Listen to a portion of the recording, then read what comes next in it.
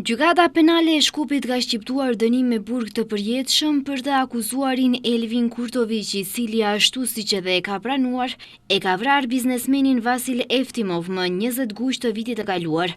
Ai në gjykatë ka pranuar se gjatë kryerjes së veprës penale ka qenë në ndikim të drogës. Ndërkaq, para se të shqiptojë dënimin, gjykatësja Monika Bakhçovanovska lexoi ekspertizën e psikiatrit të akuzuarit, i cili thoshte se ai është psiqikisht i shëndosh dhe me интелигенц нормале.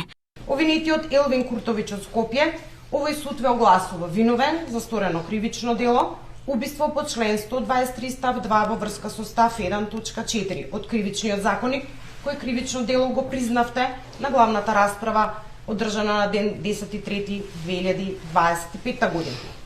Овој суд ве осудува на казна доживотен затвор, во кој се засметува и времето поминато во притвор. Ndërkaq, gjykatësja bëri me dije se për të akuzuarin kjo nuk është vepra e vetme penale.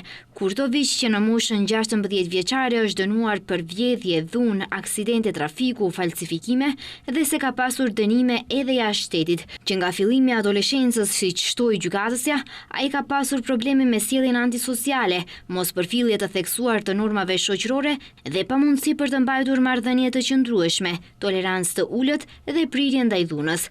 Vrasja e Vasil Eftimov ka ndodhur më 20 gusht 2024 në afërsi të qendrës tregtare Mavrovësja.